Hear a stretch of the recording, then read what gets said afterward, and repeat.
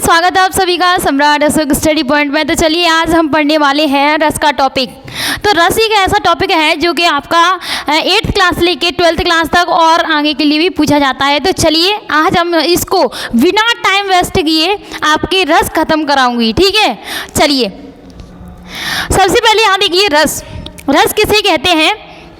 रस टॉपिक है तो रस किसे कहेंगे। देखो इधर मैं ज़्यादा फालतू का ज्ञान नहीं बांटूंगी क्योंकि आपको मुझे कराना है परीक्षा के बेसिस पर इम्पोर्टेंट चीज़, ठीक है। तो आपको बिल्कुल इस वीडियो में पूरा कंटेंट मिल जाएगा। तो चलिए देखते हैं रस किसे कहते हैं। रस किसे कहते हैं, पेन ले लेती हूँ। देखो किसी कविता, कहानी या उपन्यास को पढ़ने से हमें जिस आनंद की अनुभूति होती है उसे रस कहते हैं। मतलब हमने जैसे कोई किताब पढ़ी या फिर कोई कहानी पढ़ी और या फिर हमने कोई उपन्यास पढ़ा, तो जिनको पढ़ने से हमें जिस आनंद की अनुभूति हो रही है, मान के चलिए आपने बहुत अच्छी कविता पढ़ ली या फिर आपने बहुत सुंदर सी कहानी पढ़ ली, जिसको पढ़ने से हमें जिस आनंद की अनुभूति हो रही है ना, वही रस है, ठीक है। आगे देखो वही रस कहलाता है।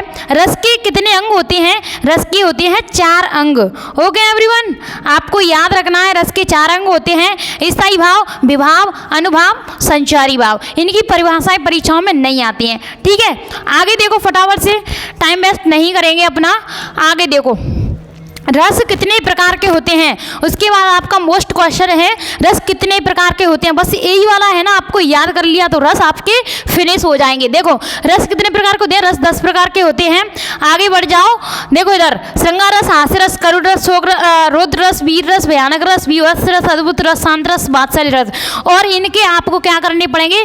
स्थायी भाव याद करने पड़ेंगे। स्थायी भाव याद करना बहुत जरूरी है, ठीक है, चाहे आप कैसे भी करना। देखो ट्रिक्स वगैरह होती है ना, उनको आप क्या करोगे, भूल जाओगे उस टाइम पर, जब आप परीक्षा दे रहे होंगे ना उस टाइम पर। तो आपको क्या करना है, याद ही कर लेना है। श्रृंगार का होता है रति, हास्य का हास, करुण का शोक, रौद्र का क्रोध, वीर का उत्साह, भयानक का भय, विवश का घृणा, अद्भुत का विस्मय और शांत रस का निर्वेद और वात्सल्य का वात्सल्य या स्नेह।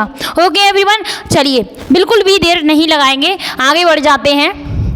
सबसे पहले देखेंगे हमारा फर्स्ट जो रस है उसका नाम है श्रृंगार रस, जिसे रसों का राजा भी कहा जाता है। तो आपसे अगर बड़ी परीक्षाओं में पूछ लिया जाए कि रसों का राजा किसे कहा जाता है, तो आप बताना कि श्रृंगार रस को रसों का राजा कहा जाता है। देखो इसको 2 भागों में बांटा गया है। श्रृंगार रस को 2 भागों में बांटा गया है। एक तो है आपका श्रृंगार रस और एक संयोग और वियोग, ठीक है।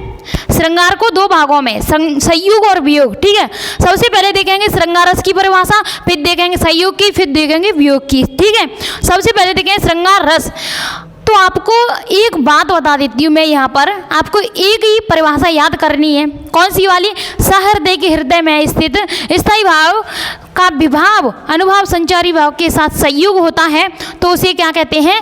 रस कहते हैं, श्रृंगार रस कहते हैं। अब देखो यहाँ पर आपको अगर ए वाली डेफिनेशन है, ए वाली डेफिनेशन, यही डेफिनेशन आपको सब में जोड़नी है, सब में, ठीक है। मैं बता दूंगी आपको कैसे जोड़नी है। अब देखो इसमें चेंज क्या करेंगे, आपको यहाँ पर क्या है, रति लगा हुआ है, यानी कि श्रृंगार रस का स्थायी भाव क्या है? रति, इसीलिए यहाँ पर रति जोड़ दिया है। और उसमें क्या करोगे आप, ऐसे आपने हास्य रस की परिभाषा लिखी तो कैसे लिखेंगे? सहृदय के हृदय में हास नामक स्थायी भाव का जब विभाव, अनुभाव, संचारी भाव के साथ संयोग होता है तो वहां पर क्या होता है? हास्य रस होता है। हो गया एवरीवन। यहाँ पर क्या करेंगे अपन, यहाँ श्रृंगार रस होता है उस जगह पे करेंगे हास्य रस होता है, और श्रृंगार रस का लिख देंगे यहाँ पर हास, ठीक है। बस 2 चीज़ चेंज करनी है आपको। क्या करना है?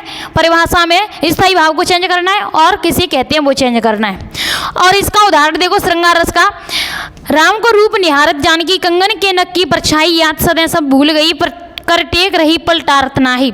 तो ये कहानी है ना, मतलब यह जो लाइनें लिखी हुई हैं उदाहरण की, इनको मैं बहुत अच्छे तरीके से एक्सप्लेन करती, बट अब क्या चल रहा है, परीक्षाओं का टाइम चल रहा है, तो आप क्या करना है, इसको याद कर लेना। ओके एवरीवन, आगे निकालती हूँ फटाफट से, आपका बिल्कुल भी टाइम नहीं लगाएंगे, एक ही वीडियो के अंदर आपको सब कंटेंट मिल जाए, इसीलिए मैंने आपको एकदम शॉर्ट सा वीडियो लेके आपके लिए डाल रही हूँ। इधर देखो फटाफट से, नंबर 1 संयोग, नंबर 2 वियोग। आपने पढ़े हैं ना, श्रृंगार रस के 2 भेद हैं, संयोग और वियोग।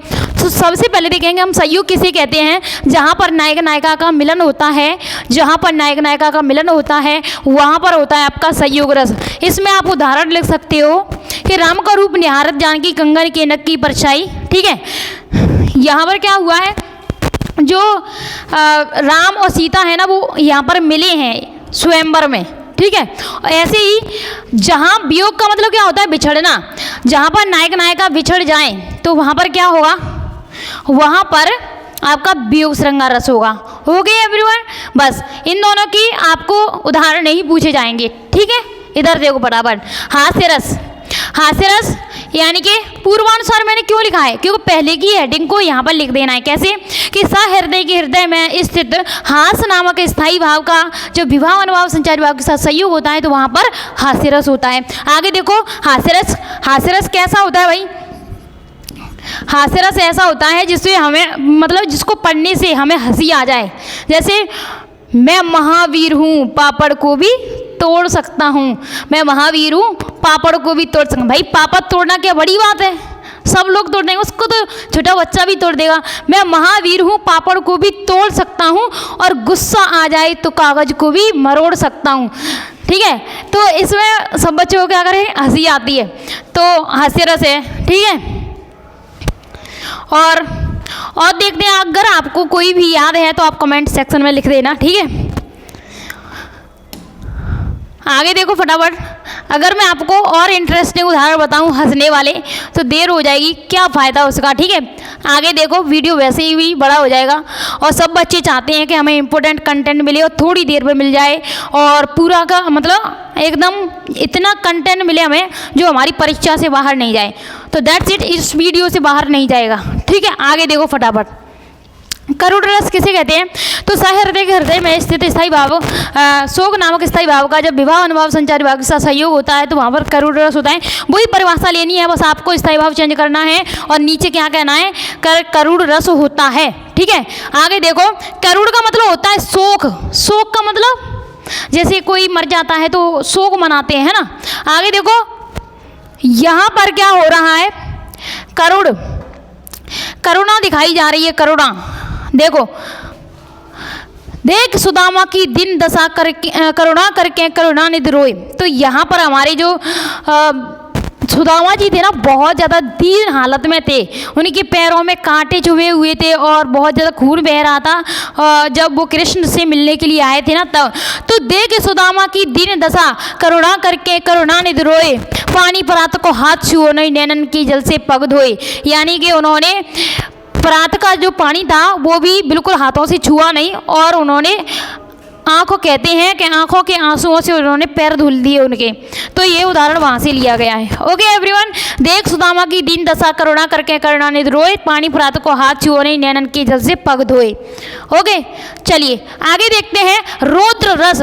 रौद्र का मतलब क्रोध, रौद्र का मतलब क्रोध आना। ठीक है, तो यहाँ पर लिखेंगे पूर्वानुसार लिखा है, सहृदय के हृदय में स्थित क्रोध नामक स्थायी भाव का जब विवाह अनुभाव संचारी भाव के साथ संयोग होता है तो वहाँ पर होता है रौद्र रस। और इसका उदाहरण होगा आपका कि श्री कृष्ण के सुन वचन, श्री कृष्ण के सुन वचन अर्जुन क्रोध से जलने लगे।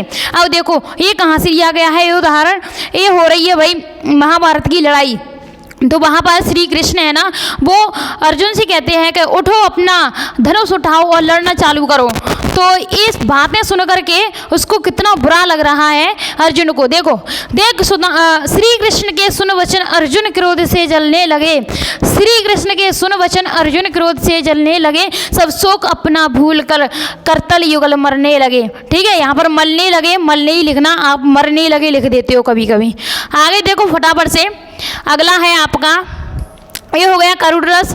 आ गया वीर रस। वीर रस कैसा है, इसमें भी आपको क्या करना है पूर्वानुसार, यानी कि सहृदय के हृदय में स्थित वीर का उत्साह होता है। उत्साह नामक स्थायी भाव का विवाह अनुभाव संचारी भाव के साथ सहयोग होता है तो वहाँ पर होता है वीर रस। ठीक है, आगे देखो इसका उदाहरण है जब हम किसी ऐसी कविता या कहानी को पढ़ते हैं जिससे हमें जोश उत्पन्न हो जाए एकदम, जिसको पढ़ने से तो वो होता है, वहाँ पर होता है उत्साह उत्पन्न हो जाए, वहाँ पर होता है वीर रस। ठीक है, तो यहाँ पर ये लिखा हुआ है कि बुंदेले हर बोलो कि मुँह हमने सुनी कहानी थी, खूब लड़ी मर्दानी वह तो झांसी वाली रानी थी। तो जब हम इन पंक्तियों को पढ़ते हैं या फिर कि तू भी बन सकता है सिकंदर, इस तरह की लाइनें पढ़ते हैं तो हमारे अंदर एकदम जोश की लहर पनप उठती है। तो यही होता है आपका कौन सा रस? वीर रस। ओके एवरीवन, चलिए आगे देखो फटाफट से, अब रस खत्म होने वाले हैं आपके, टेंशन मत लो, ठीक है। भयानक रस क्या होता है? भयानक का मतलब भय, भयानक का मतलब भय, ठीक है। और आपको परिभाषा है ना वो बिल्कुल वैसे ही लिख देनी है जैसे मैं आपको हर चीज़ में बताती आ रही हूँ।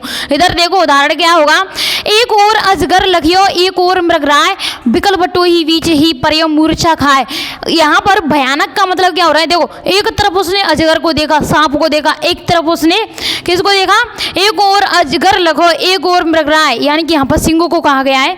तो मृग का मतलब वैसे तो हिरण होता है। एक और अजगर लखियो एक और मृगराय, बिकल बटोही बीच ही परयो मूर्छा खाए, यानी कि वो इन दोनों को देख कर क्या हो गया है? एकदम डर गया है, भय आ गया है उसके अंदर, भय। तो भयानक रस भय, तो वो क्या हो रहा है? विकल बटोही बीच ही परयो मूर्छा खाए, और वो उन दोनों को देख के डर गया है तो गिर गया, ठीक है, मूर्छा खा के। हाँ यहाँ पर देखो आपका जो भयानक है उसमें क्या आ गया? एकदम डर लग गया अपन को। आगे देखो भीभत्स रस, भीभत्स रस की परिभाषा भी क्या करोगे आप? बिल्कुल सेम टू सेम वही है, सहृदय के हृदय में स्थित। आगे इसका भीभत्स का जो गुप्सा होता है, जो गुप्सा नाम स्थायी भाव का विवाह अनुवाद संचारी भाव के साथ सहयोग होता है, तो वहाँ पर क्या होता है? वहाँ पर होता है आपका भीभत्स रस। ओके चलिए आगे देखो, भीभत्स का मतलब क्या होता है? घृणा करना, घृणा, घृणा का भाव उत्पन्न होता, ठीक है। आगे देखो, पड़ा सड़क पर एक भिखारी, देखो तुम्हारे अंदर कैसी घृणा आएगी, इसको पढ़ना तब। पड़ा सड़क पर एक भिखारी, मैंने देखा खून पी उसके गाँवों से बहते देखा, भिन भिन करती 20 मक्की चाट रही थी। तक घिनसा आता है ना, एकदम घृणा। तो ये वाला है ना आपका उदाहरण सहित दिए हुए, याद कर लेना। अब देखो जैसा कि आपका थंबनेल पर लिखा हुआ है अद्भुत रस, अद्भुत का मतलब क्या होता है? एकदम आश्चर्यजनक चीज़। जैसे क्या लिखा हुआ है? आश्चर्यजनक चीज़। एक अचंबा देखा रे भाई, कुआं में लग गई आग, मछली पेड़ पे चढ़ गई, कौआ खेले पाग। इसका मतलब क्या भाई? क्या मछली कभी पेड़ पे चढ़ सकती है? कभी भी नहीं। ये तो अचंबे की बात हो रही है भाई, है ना। एक अचंबा देखा रे भाई, कुआं में लग गई आग, क्या कुआं में कभी आग लग सकती है? ऐसा तो असंभव है बिल्कुल। ऐसे ही एक अचंबा देखा रे भाई, चेला के गुरु लागे पाई। अगर गुरु चेला के पैर लगेगा तो ये अचंबे की बात ही तो होगी, है ना। एकदम इसमें क्या हो रहा है? अचंभा। तो यहाँ पर होगा अद्भुत रस। ओके एवरीवन, चलो आगे देखो शांत रस। शांत रस कैसा होता है? एकदम शांतिपूर्वक। शांतिपूर्वक मतलब जैसे आप कोई प्रार्थना गा रहे हो या फिर कोई भी आप प्रार्थना का मतलब जो भी ले लेना, मीन्स वो लगा देना, ठीक है। इसमें मैंने लिख दिया राम नाम की लूट है, लूट सके तो लूट, अंतकाल पछताएगा, प्राण जाएंगे छूट, इस तरीके से, ठीक है। और आप कोई भी प्रेयर लिख दो उसमें एकदम शांति मूड में होती है, वो शांत उसमें आ जाएगी, ठीक है। चलिए तो यहाँ पर होता है आपका एक आ गया वात्सल्य रस। वात्सल्य रस किसे कहते हैं? एक मिनट, हाँ, वात्सल रस क्या होता है? वात्सल का होता है वत्सल, ठीक है। और इसका उदाहरण है मैया मोहि कवही बढ़ेगी चोटी, कितनी बार मोहि दूध पियत वही अजहू है छोटी। तो ये क्या हो गया? आपके सभी उदाहरण मैंने कंप्लीट करवा दिए हैं और यही है आपके बस पूरे रस, ठीक है। इस वीडियो के बाद में आपको कोई भी कुछ भी याद नहीं करना है। अगर करना है तो स्थायी भाव और विभाव में अंतर आता है, और ये अंतर आते हैं 2, ठीक है, वो याद कर लेना। तो जय हिंद ऑल ऑफ यू, अगली क्लास में मिलेंगे।